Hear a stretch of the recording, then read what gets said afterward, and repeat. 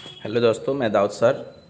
आज आप लोगों के लिए साइकोलॉजी का लेसन 6 का ऑब्जेक्टिव है जो बहुत ही इम्पोर्टेंट है। इसमें ज़्यादा ऑब्जेक्टिव नहीं है, लगभग 20 ऑब्जेक्टिव है जो आपके लिए काफ़ी लाभदायक है। आप इसको ज़रूर कॉपी में नोट कीजिए ताकि याद करने में आसानी होगी। चलिए हम लेसन का नाम जानते हैं कि इस लेसन का नाम क्या है। इस लेसन का नाम है अभिवृत्ति। अभिवृत्ति का मतलब होता है एटीट्यूड। आप जानते ही हैं कि एटीट्यूड का मतलब क्या होता है, घमंड एक तरीके से। तो जब इंसान के अंदर घमंड आ जाता है तो सामाजिक में संज्ञान होने लगता है, उसकी बुराइयां होना शुरू हो जाती है। तो इसीलिए इसका नाम है अभिवृत्ति एवं सामाजिक संज्ञान। चलिए इसके अब लेसन नंबर 1 का क्वेश्चन देखते 6 का क्वेश्चन देखते हैं। क्वेश्चन नंबर 1, अभिवृत्ति के विचार पारक घटक को कहा जाता है, इसे क्या कहा जाता है? तो हमारा 1 नंबर का क्वेश्चन जो था वह अभिवृत्ति के विचार परक घटक को क्या कहा जाता है। तो इसका आंसर हो गया संज्ञानात्मक पक्ष, मतलब संज्ञान की बातें कही जाती है। क्वेश्चन नंबर 2 है, भावनात्मक पक्ष के रूप में जाना जाता है किसे? भावनात्मक पक्ष के रूप में किसे जाना जाता है? तो इसका आंसर होगा आपको ग नंबर, संवेगी घटक को भावनात्मक पक्ष के रूप में जाना जाता है। तीसरा नंबर, अभिवृत्ति की कौन सी विशेषता यह इंगित करती है कि अभिवृत्ति किसी भी सीमा तक सकारात्मक या नकारात्मक है? तो आप इसका आंसर 3 नंबर का जानेंगे कि ख होगा, चरम सीमा पर किसी भी अभिवृत्ति को चरम सीमा तक जाना जाता है। चलिए अब हम चौथे नंबर प्रश्न की तरफ चलते हैं। चौथा नंबर प्रश्न हमारे सामने, कर्षण शक्ति हमें यह बताती है कि अभिवृत्ति विषय के प्रति कोई अभिवृत्ति नहीं। कर्षण शक्ति हमें क्या बताती है? तो कर्षण शक्ति हमें सकारात्मक अथवा नकारात्मक बातें बताती है, जो किस विषय में बातें हो रही है। तो कर्षण शक्ति किस चीज़ के बारे में बताती है? तो सकारात्मक और नकारात्मक। 5 नंबर प्रश्न, निम्नलिखित में कौन से कारक अभिवृत्तियों के अधिगम के रूप में संदर्भ है? तो 5वां का आपका हो जाएगा घ, उपयुक्त सभी हो जाएगा, जिसमें परिवार, व्यक्तिगत और संदर्भ समूह तीनों आते हैं, इसलिए इसका आंसर उपयुक्त सभी हो जाएगा। चलिए 6 नंबर प्रश्न की तरफ चलते हैं। चलिए ये रहा हमारा क्वेश्चन नंबर 6, संतुलन का संप्रत्यय किससे प्रतिपादित करता है? संतुलन, आप जानते हैं किसी भी कार्य को करने के लिए आपके हाथों में या आपके दिमाग पे संतुलन होना चाहिए, तभी आप किसी कार्य को संपूर्ण रूप से कर सकते हैं। तो 6 नंबर का है, संतुलन का संप्रत्ययन किससे प्रतिपादित है? इसका क्वेश्चन है फिट्ज़हाइमर, लियोन फेरिस्टगर, SM मोहसिन, उपयुक्त में से कोई नहीं। तो आपको 6 नंबर का आंसर हो जाएगा क, फिट्ज़हाइमर। संतुलन का संप्रत्ययन किसने प्रतिपादित किया? तो फिट्ज़हाइमर ने। क्वेश्चन नंबर 7, एक भारतीय वैज्ञानिक SM मोहसिन ने किस संप्रत्यय को प्रतिपादित किया? एक भारतीय वैज्ञानिक SM मोहसिन ने किस संप्रत्यय को प्रतिपादित किया? तो इसका क्वेश्चन है कि संतुलन, द्विस्तरीय, संज्ञानात्मक या उपयुक्त में से कोई नहीं। तो इसका आंसर हो जाएगा ख, द्विस्तरीय संप्रत्यय, मतलब एक भारतीय वैज्ञानिक द्विस्तरीय संप्रत्यय के रूप में है, द्विस्तरीय संप्रदाय हैं। अब चलिए 8 नंबर प्रश्न है, द्विस्तरीय संप्रदाय के अनुसार अभिवृत्ति में परिवर्तन कितने स्तरों के चरणों में होता है? द्विस्तरीय संप्रदाय के अनुसार अभिवृत्ति में परिवर्तन कितने स्तरों या चरणों में होता है? तो आप इसका आंसर हो जाएगा 2, 3, 4 या 1। तो इसका आंसर होगा क, 2 होगा, द्विस्तरीय का आंसर 2 होगा। चलिए हम 9 नंबर प्रश्न की तरफ चलते हैं। 9 नंबर प्रश्न, एक अभिवृत्ति में परिवर्तन हो सकता है, एक अभिवृत्ति में परिवर्तन हो सकता है। तो इसका आंसर क्या होगा? स्वरसम या संगत और विसंगत दोनों नहीं होता।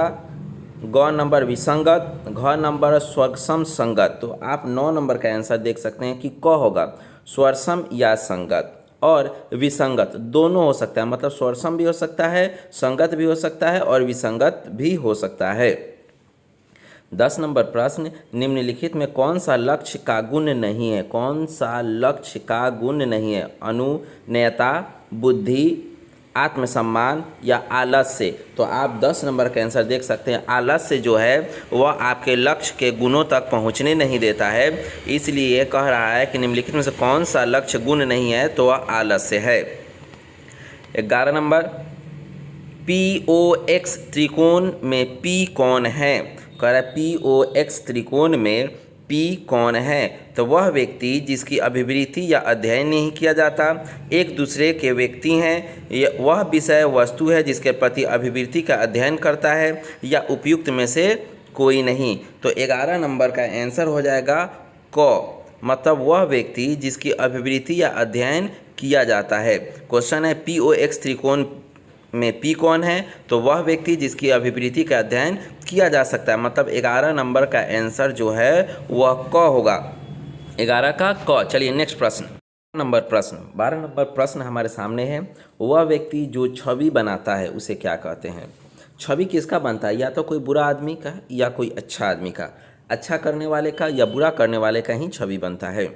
वह व्यक्ति जो छवि बनाता है उसे क्या कहते हैं?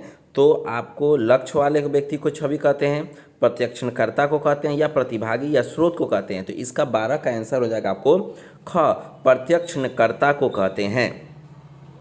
13 नंबर, छवि निर्माण की प्रक्रिया में निम्न में कौन सी उप प्रक्रिया है? छवि निर्माण की प्रक्रिया में निम्न में कौन सी उप प्रक्रिया होती है? तो इसका आंसर में चयन दिया है, अनुमान दिया है, संगठन दिया है और उपयुक्त सभी दिया है, मतलब क ख ग में से ही कोई है या सब है। तो 13 नंबर का आंसर आपको घ होगा, उपयुक्त सभी है। छवि निर्माण करने वाले का चयन, अनुमान और संगठन तीनों होना चाहिए, इसलिए इसका आंसर घ है। 14 नंबर, पहले प्रस्तुत की जाने वाली सूचना या प्रभाव अंत में प्रस्तुत की जाने वाली सूचना से अधिक प्रबल होता है। इस प्रभाव को क्या कहते हैं?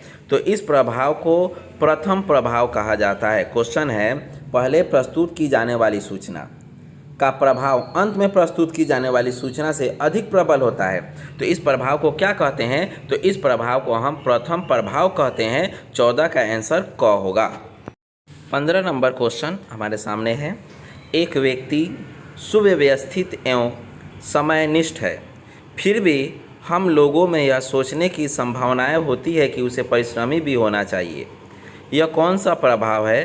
तो प्रथम प्रभाव, परिवेश प्रभाव, असान्यता प्रभाव या उपयुक्त सभी। क्वेश्चन क्या है, एक व्यक्ति सुव्यवस्थित है, मतलब वह अपने कार्य में व्यवस्थित है, वह समनिष्ठ है, उसे सम्मान भी मिलता है, फिर भी हम लोग यह सोचने की संभावना करते हैं कि वह परिश्रमी भी होना चाहिए, कि उसे मेहनत भी करना चाहिए। वह कौन सा प्रभाव है? तो वह प्रथम प्रभाव या परिवेश प्रभाव या असान्य प्रभाव या उपयुक्त सभी होगा।